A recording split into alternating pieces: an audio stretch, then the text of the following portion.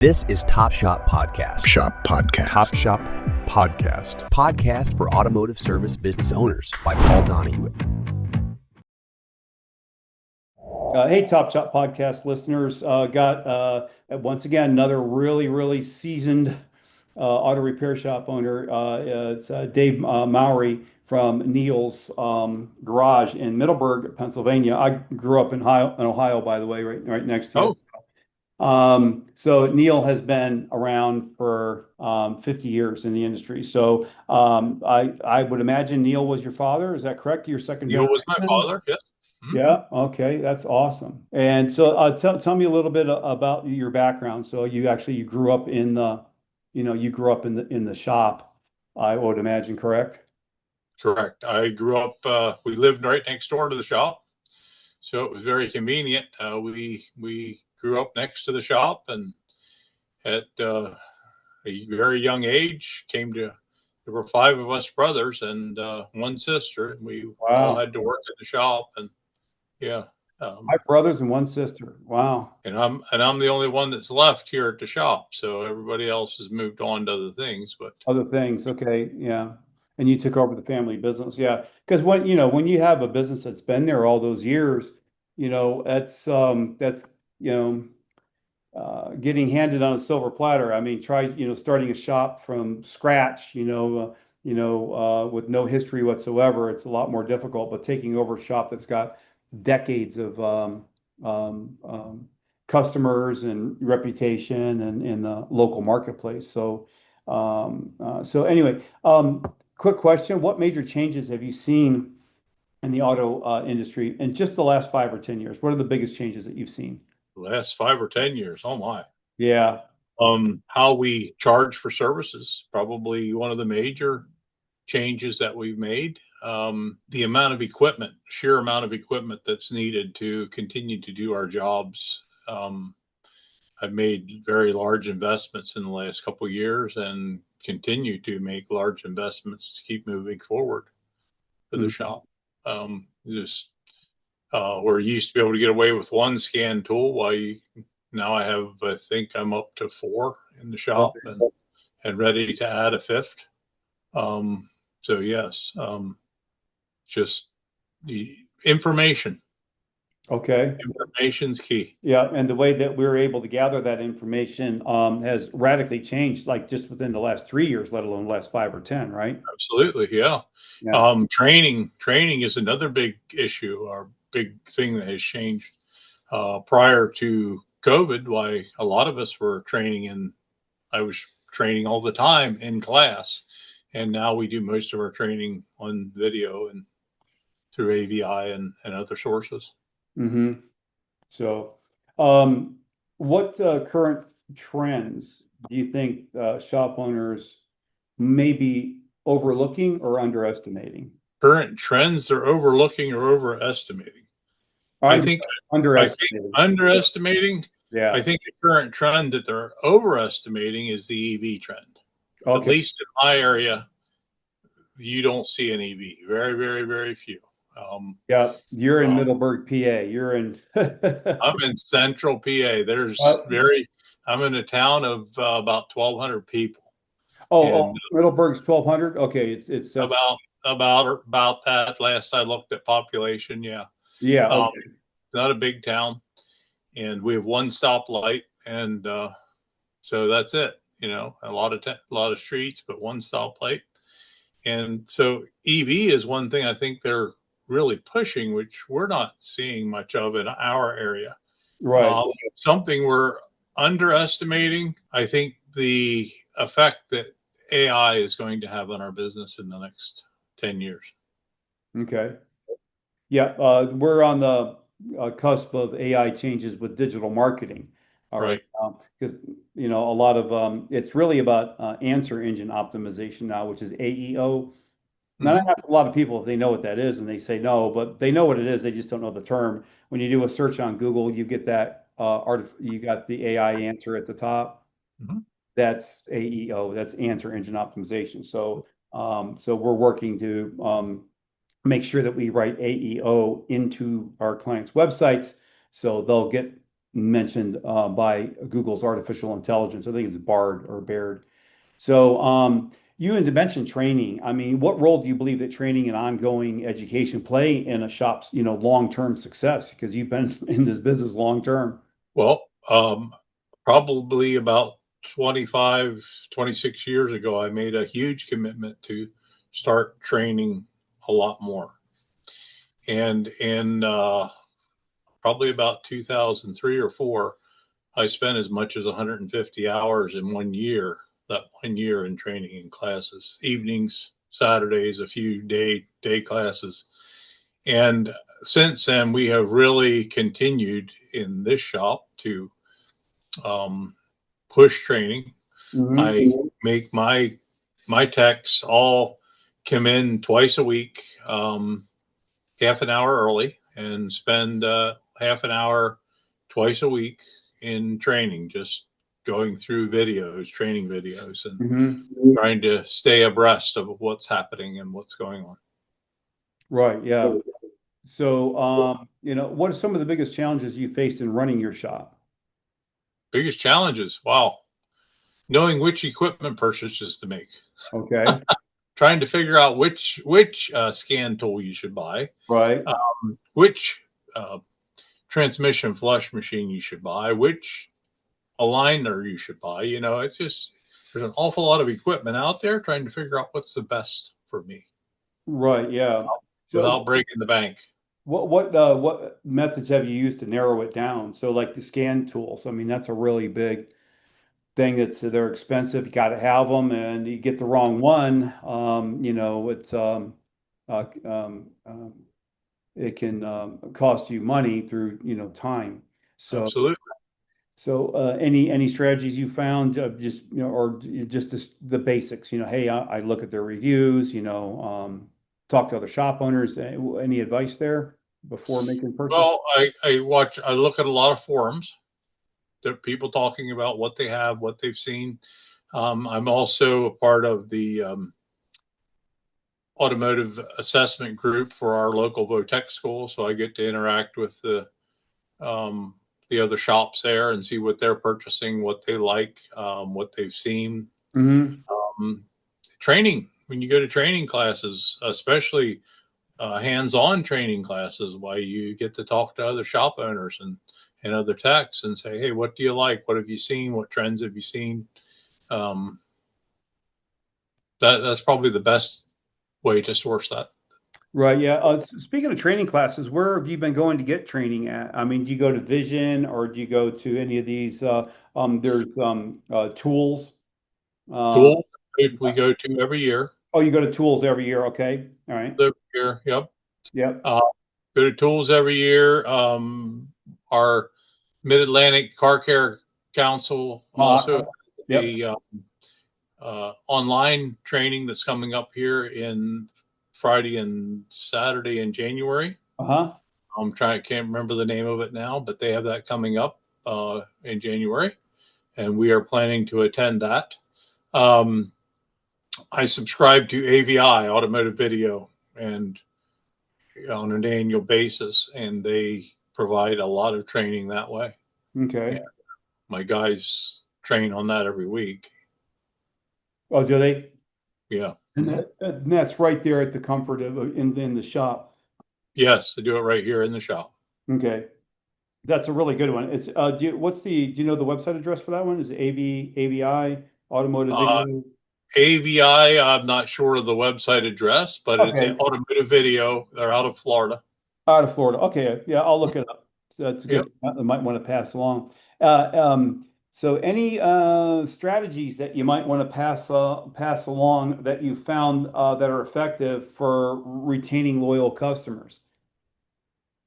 Uh, Strategies. Well, one thing that we do is um, we send out postcards on a regular basis to Okay. our loyal customers. We send out thank you cards on a regular basis to our loyal customers. We um, send out a Thanksgiving card or a Christmas card or a Valentine's Day card. And uh, Wow. not to everybody in my database, but to my good customers. Probably about 300 of my best customers we send that to. Wow. Is that automated? I mean, do you have a company that does that creates them? We have been doing it through a company online. Probably going to be doing it through my website. We're using Kukui right now, and they offer that service. So I think we're going to be switching things over to Kukui to do that. Okay. All right. That's awesome. Okay. So what are some of the key management practices that have contributed to your success? Uh, Getting training.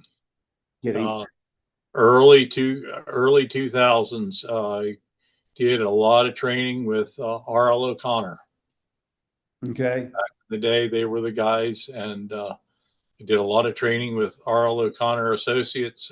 Kelly Bennett was the teacher, Hmm. and I spent a lot of time in those classes that year, and we made wholesale changes in our business.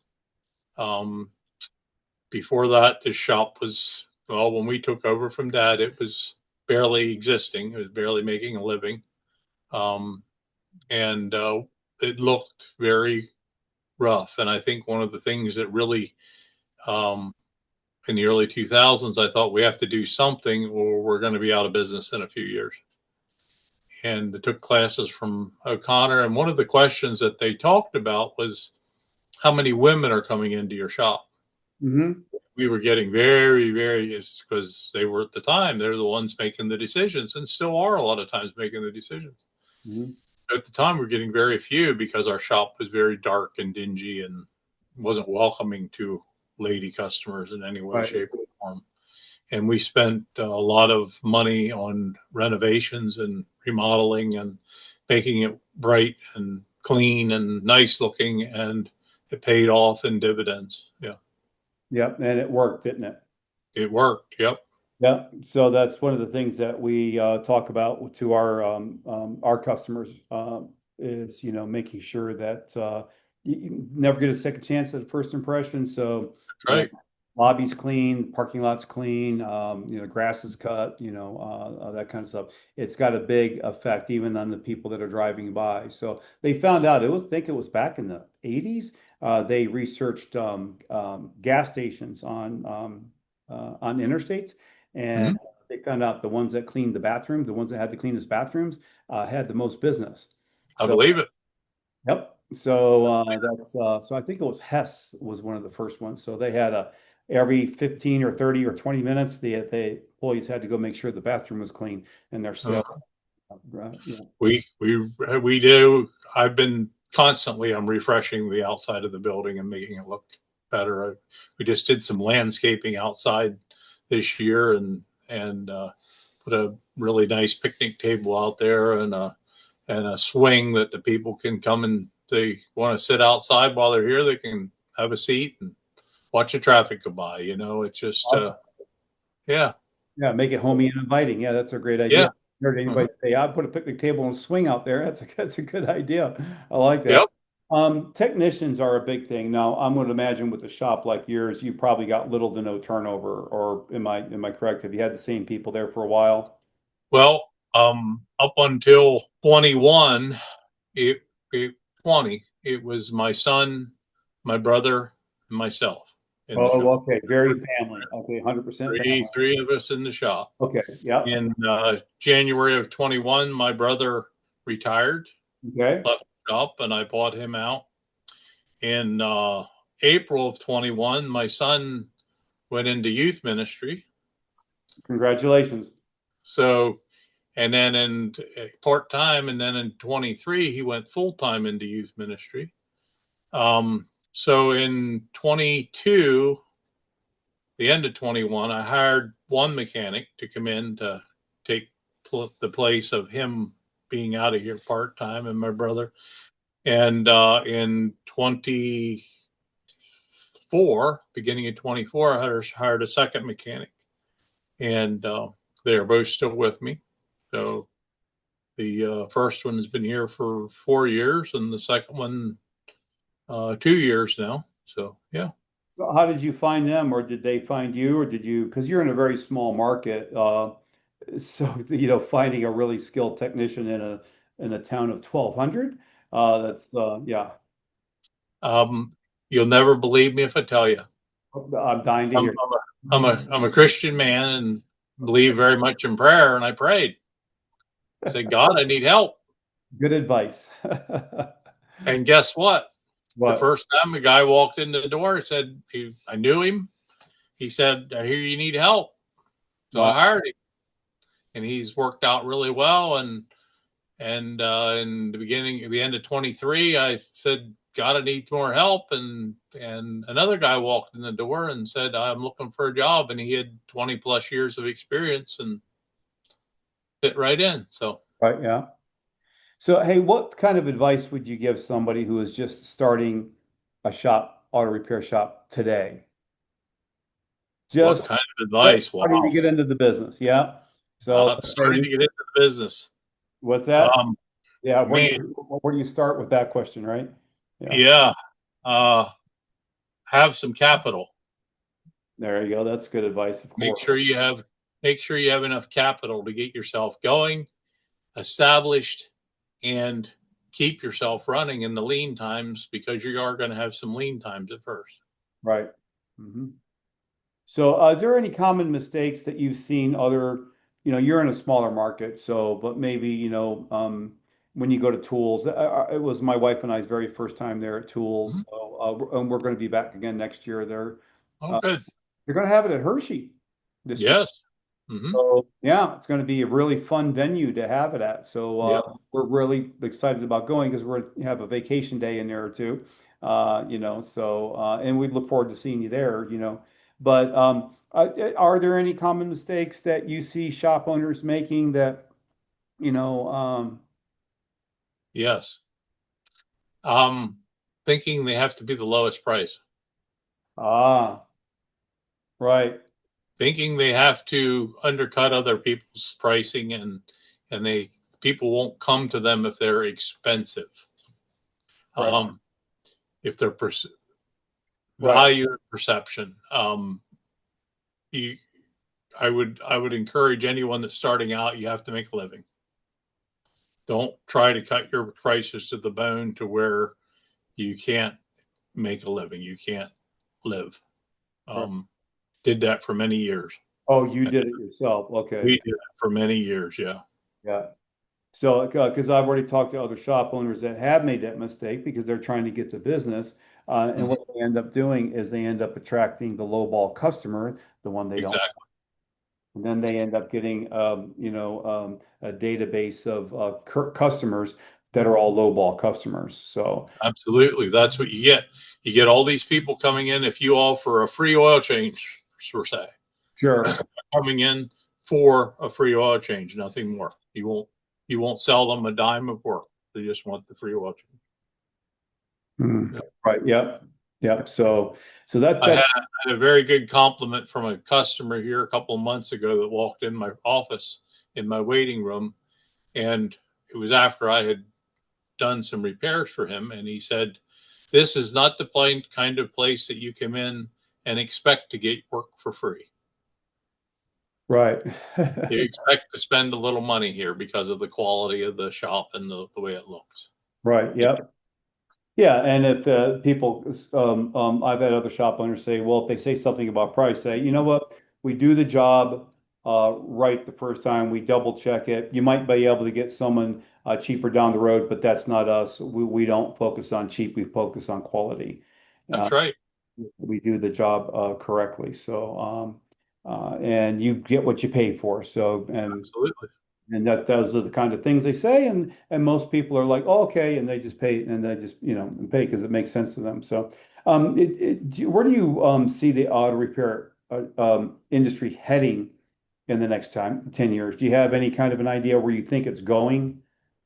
Besides the Um, EV stuff, which I think we'll see how that all turns out because I don't think the technology's there for that yet. I yeah, think not advanced. The technology isn't advanced enough for that yet. The infrastructure isn't there enough for that yet.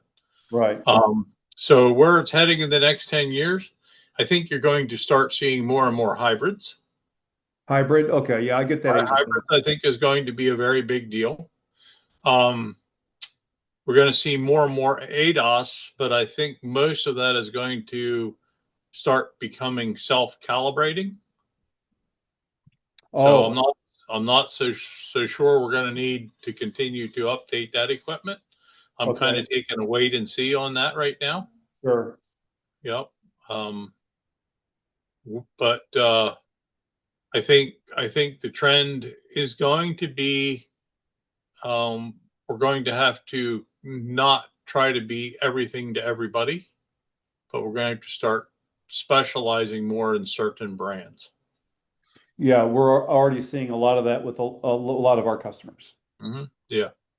They're specializing in very specific brands. hmm In fact, I talked to two of them this week. That's exactly what they're doing.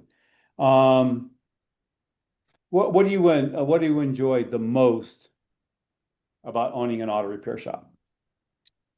Interacting with the customers. Do you really? That's your favorite part? That's great. That's my favorite part. Yep. I love talking to my people and just interacting with them and catching up with them. You've been around as long as I have, I'm in some cases we're with third generation customers. Wow. So, you get to know them. Sure. And I've had customers that have been coming here for as long as I've been here working. And then now their kids are coming, right? Yeah. Now their kids are coming. Yeah. Yep. Yep. There's um yeah, you're just not going to get that with the corporate shops, that's for sure. So, No. well, what do you like the least about running an auto repair shop? Intermittence. Intermittence. Intermittence. Intermittent electrical problems. Oh, okay. All right. Yeah. What was that? Tell me about a difficult time that you had with the shop and how you made it through it. I get a lot of people say COVID, but whatever you think. What was the COVID was, COVID was not difficult for us. Okay. We had a couple of slow months during COVID, but that was it. I never missed a day of work. We didn't close the shop a day. Mhm. Everything was good. We had a couple slow months. Made it through that. I think the most difficult for me has been changes on a personal level, as far as family leaving the shop and the changes that we've had to make because of family leaving the shop. Right. Okay. You know, my son, I had visions of him taking over the shop, and that was my plan. And he Right. worked for me for 7 years, and Right. yeah, so that's hard when you have someone like that. But yeah, that's the hard stuff. Yeah. Yeah, I can understand that. So, but it looks like he has taken a higher calling. So, Yes, he has. Yes, he has, and he's oh, doing very well at it. Yeah. is he? Okay. Yes, he is. That's Yeah. all. No shop is going to make it, no business is going to make it without, finances. So, yeah, any lessons that you've learned about managing finances or, making wise investments? So you're making wise investments in your shop by, continuing to upgrade your equipment and, Mhm. and those things. Try, But try to have cash on hand to pay Mhm. for that equipment instead of having to borrow money to pay for that equipment. Right. I love to have the cash on hand to pay for it. Um, Making sure you always have enough cash in the bank to keep your bills paid, keep your credit rating good, Hmm. keep your credit rating good. The the people that when you do need to borrow money are much more willing to borrow it to you if you have good credit. I kind of already know the answer to this one. What are the core values or guiding principles that have contributed to your success? I think you kind of already answered that. It's your Christian base. My Yeah. Christian base, yep. Our commitment to quality. Okay. Yep, That reflects in your reviews. yep, reviews. We have a commitment to quality, and our policy is, to satisfy the customer every time. Hmm. Um, and a lot of times I will write off an SR bill if I have to keep the customer happy. Right. We'll go over and above. I don't give stuff away, but go over and above trying to take care of a customer. Right. Yeah. What can we do to help? Is the line you have to always be thinking. Mhm. What can we do to help? Right. So, has mentorship played any kind of role in your success? Membership? Mentor, Yes. mentor. Mentorship. Oh, Yeah. well, membership has as an Okay. Yeah. Apple Care, as Napa. Yeah. AASP member, which is now Mid Atlantic Car Care. Right. Um, Yeah. through that, I've gotten to know a lot of older business owners or peer business owners. Mhm. Mentor. My mentor was my father. Um, Obviously. Yeah. um, he didn't run the tightest business in the world, but he managed to raise 6 kids and keep food on the table. So he had, as far as his personal ethics, he had very good personal ethics. So yeah. And that carried you through. Yeah, because we didn't have shop soft management software programs, and none of that stuff Cool. existed back then. You know. Never heard of it. Yeah. Yeah. That was back in the days when you could go to, well, probably even before that, because before me, but yeah, but I remember the days when I could go to Kmart and buy a side marker bulb for a quarter, you know, Uh-huh. grab the right size Phillips and replace it, Yep. More, not on my car. So anyway, Somebody was talking the other day about how you used to be able to take a quart can of oil and you stuff the spout down in the top. right. Yeah. Yeah. I remember that. I remember them Yeah. days. Yeah. You needed to add a little oil. Yep. I remember buying those things that I had one. Yeah. I had a couple. Yeah. Yeah. Plunk to the top of the can and top off your oil all the time because Yeah. motors burned a lot more oil back then than they do Yes, they did. Yes, they today. did. So, is there any memorable customer experience, success story that you could share with us? Because we always like hearing the successes. I had a customer one time. He's since passed on, but for years he would come in and he would try to nickel and dime me on everything. He just would not. He did not want to spend any money at all. He wanted to supply his own parts. He would try to do stuff himself. He was the worst. And I was just about ready to tell him, don't come back. Right. Yeah, fire them. Right. Yeah. Yeah, I was just about ready to fire him. And one day he came in and he said, Dave, he said, you know what? He said, I have decided something. He said, you've always been honest with me. Your prices might be a little higher than I want to pay, but you've always been honest with me. You've never lied to me. You've never tried to uh, rip me off.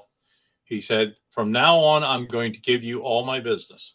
And he never tried to nickel and dime me again. If I called him, After that. nope. If I called him and told him this is the price, he didn't. He said, just go ahead or not, whatever he wanted to do. But he never tried to nickel and dime me. He just, okay, whatever it is, what it is. Hmm. But that's the one that sticks out in my mind as just a strange conversation that was a very good success story. He actually turned into be a pretty good friend before he passed away. Wow. Yeah, yeah. Yeah, just a lot of concerns. I mean, back in the day, 90s, I think, maybe late 80s, the general consensus was the independent repair shop owner was who you had to watch out for. They did that 90 minutes or 60 minutes thing. Oh yeah, it's Remember that? terrible. They had a car, they knew exactly what was wrong with it, and they went to like 10 different shops and they all just hustled the heck out of them. And so it took a long time for the industry to recover from that. But we have evidence today that it's the opposite, and Google reviews has really helped with this. If it wasn't for Google reviews, now the consumer has a distrust for the dealer. Where Hmm. it used to really try, oh, the dealer's going to fix it, correctly. Now the distrust is more towards the dealer.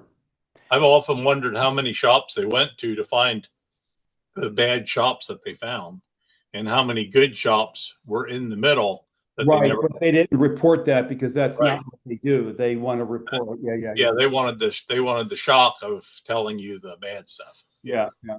Yep.